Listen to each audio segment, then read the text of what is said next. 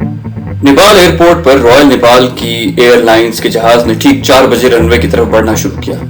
मैं खिड़की की साथ वाली सीट पर बैठा था। उस वक्त मैं हकीकतन डरा हुआ था। खौफ की लहरें मेरे जिस्म के आर पार हो रही थी। मेरी नजरें एयरपोर्ट बिल्डिंग के एक कोने से दूसरे कोने तक दौड़ रही थी। हर लम्हे यही ख्याल गुजरता था कि अब पुलिस की जीप नमूदार होगी, पायलट जहाज को रनवे पर रोक लेगा और पुलिस मुझे गिरफ्तार कर लेगी। अगरचे ऐसे मरहले पहले भी कई बार गुजर चुके हैं, लेकिन 3.5 साल मुसलसल जिंदगी और मौत का खेल खेलते खेलते मैं अब ज़हनी तौर पर टूट फूट चुका था। और अब तो बात यहां तक आन पहुंची थी कि एक तरफ आजादी, अपना वतन, अपना घर, और दूसरी तरफ 3rd डिग्री टॉर्चर के साथ अजियतनाक मौत, और इन दोनों के बीच महज चंद लम्हों का फासला। किस्मत ने जिंदगी की बाजी खेलते हुए मुझे हमेशा 3 इक्के दिए, लेकिन हर बार तो 3 इक्के नहीं मिलते, और अब तो ये आखिरी दाव था। अगर बाजी उल्टी पड़ी तो। खौफ की लहर ने मुझे एक झटका दिया। मैंने आंखें बंद कर ली और सब कुछ उस कादिर मुतलक पर छोड़ दिया। इंसानी जिद्दोजहद की एक हद होती है और उसके बाद वो महज मजबूर, लाचार और तलबगार होता है खुदा की रजा का। मुझ पर एक गुनूदगी छा गई। अचानक एक होस्टेस की मधुर आवाज मुझे गुनूदगी से बाहर ले आई। सेफ्टी बेल्ट्स खोलने की इजाजत मिल चुकी थी। जहाज टेक ऑफ कर चुका था और उसी लम्हे मुझे भारतीय पुलिस की एक जीप रनवे पर दौड़ती हुई दिखाई दी, और मैंने खुदा का शुक्र अदा किया कि उसने चंद लम्हों के फासले से मुझे एक अजियतनाक मौत से बचा लिया। जहाज हिमालय की बर्फपोश चोटियों को नीचे छोड़ता हुआ बुलंद हो रहा था। माउंट एवरेस्ट की चोटी दाएं तरफ साफ दिखाई दे रही थी। जहाज के अक्सर मुसाफिर ये चोटी देखने के लिए जहाज की इस जानिब की खिड़कियों की तरफ आ चुके थे, लेकिन मेरा ज़हन जहाज की रफ्तार के साथ माजी की तरफ जा रहा था। 3.5 साल, 1180 दिन, और उन 1180 दिनों में बीते हुए अनगिनत वाकयात एक तेज रफ्तार फिल्म की तरह मेरे जहन के पर्दे पर से गुजर रहे थे। जहन ने माजी में छलांग लगाई और जहां आके रुका वो 16 दिसंबर 1971 का मनहूस दिन था। मैं एक डैम बनाने वाली कंपनी में असिस्टेंट पब्लिक रिलेशन ऑफिसर था। माकूल तनख्वाह थी, कंपनी ने बहुत सी सहूलतें दे रखी थी और जिंदगी निहायत सुकून से गुजर रही थी। और इन्हीं पुरसुकून दिनों में बीबीसी की ये खबर बिजली बनकर गिरी कि 16 दिसंबर 1971 को पाकिस्तानी अफवाज हथियार डालने का मुआहिदा कर चुकी है। यकीन जानिए, पहले तो इस खबर को सच मानने पर दिल टिका ही नहीं कि मुसलमान हिंदुओं के आगे हथियार डालेंगे। मोहम्मद बिन कासिम का चंद हजार जवानों के साथ राजा दाहिर को शिकस्त देना, महमूद गजनवी के 17 हमलों में, जिनमें सवारों की तादाद कभी भी 10,000 से ज्यादा न थी, हिंदुस्तान भर के राजाओं को, लाखों की अफवाज को हर बार शिकस्त देना। मुसलमानों की तारीख में 1400 बरस की कामयाबियों के तसलसल के बाद यकलख्त ये नाकामी, और इतनी बड़ी नाकामी जिसने पाकिस्तान को 2 लख्त कर दिया, ज़हन को काबिल कबूल न थी। 16 दिसंबर को सुकूत ढाका हुआ और 17 दिसंबर 1971 को मेरा बेटा कंपनी अस्पताल में पैदा हुआ। कंपनी का मैनेजर और मैं चूंकि एक ही दफ्तर में बैठते थे, इसलिए दिन में कई बार उससे मिलने का मौका मिलता।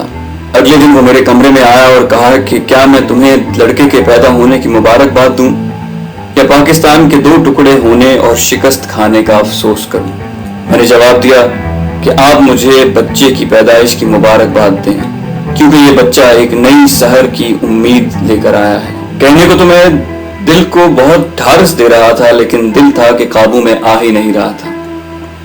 बिलाखिर जनवरी 1972 के दूसरे अशरे में मैंने मुलाजिमत से इस्तीफा दे दिया। 1 माह का नोटिस पीरियड पूरा करके मैं अपनी फैमिली को आबाई गांव में छोड़कर रावलपिंडी आ गया और अफवाज पाकिस्तान के एक इंतहाई हसास इदारे में जाकर खुद को किसी भी खतरनाक काम करने के लिए वॉलंटियर कर दिया। मेरी तरबियत के लिए 6 माह की मुद्दत मुकर्रर की गई, जो मैंने 4 माह और चंद रोज में मुकम्मल कर ली। तरबियत का आखिरी हिस्सा पाकिस्तानी छावनियों से मतलूबा मालूमात हासिल करना थी, और यही मेरा इम्तिहान था, जिसमें मैंने न सिर्फ मतलूबा मालूमात हासिल की बल्कि उनके पास हसास खुफिया राज भी मालूम करके अपने उस्ताद को दिए। चुनाचे मुझे ग्रुप लीडर के तौर पर सेलेक्ट कर लिया गया। हम 5 अफराद की एक छोटी सी टीम थी जो अपने मिशन के लिए बिल्कुल तैयार थी। लाहौर में ऑफिस से हमें एक जीप में आंखों पर पट्टी बांध कर ले जाया गया। जब पट्टी खुली तो हम एक हॉल में मौजूद थे जहां बहुत सी कुर्सियां पड़ी हुई थी।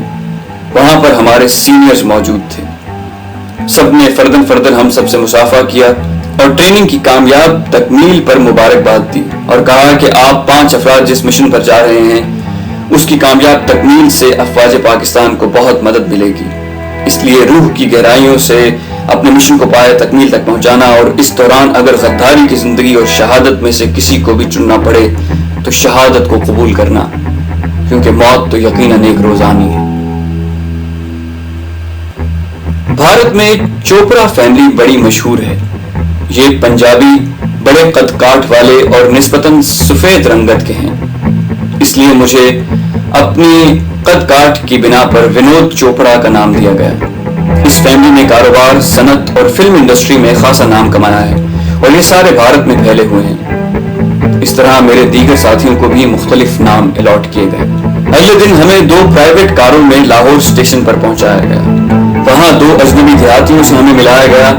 10 روز بعد دلی میں ٹھیک 11 بجے ان میں سے ایک نے مجھے ملنا تھا۔ میٹنگ پلیس تفصیلاً مجھے سمجھا دی گئی۔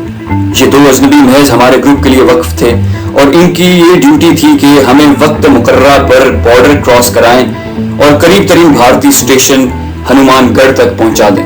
ان دنوں جنگ کے بعد بھارت اور پاکستان سیز فائر کی حالت میں تھا۔ پاسپورٹ اور ویزا نام کی کوئی شے نہ تھی۔ بارڈر پر دونوں اطراف افواج کا اجتماع تھا۔ عین ممکن تھا کہ بارڈر کراسنگ کے دوران ہی دشمن ہمیں گولیوں سے اڑا دیتا۔ ہمیں بتایا گیا تھا کہ بھارت نے بارڈر کے قریب پاکستانی BRB نہر کی طرح ایک نہر بنائی ہوئی ہے جو خاصی گہری ہے۔ پاکستان کی طرف وہ ڈھلوان میں ہے جبکہ بھارت کی طرف وہ بالکل سیدھی ہے۔ ہمیں وہ نہر کھڑے ہو کر بغیر آواز پیدا کیے تیر کر عبور کرنی تھی۔ اس کی ٹریننگ بھی ہمیں خوب اچھی طرح دی گئی تھی۔ ہنومان گڑھ اسٹیشن بارڈر سے 8 میل کے فاصلے پر تھا۔ راستے میں 2-3 گاؤں پڑتے تھے۔ ہمیں ان سے دور رہ کر اور گاؤں کے کتوں سے بچ کر بھاگتے ہوئے جانا تھا۔ اس وقت مجھے احساس ہوا کہ دوران ٹریننگ مجھے 11 میل مسلسل دوڑنے کی پریکٹس کیوں کروائی گئی تھی۔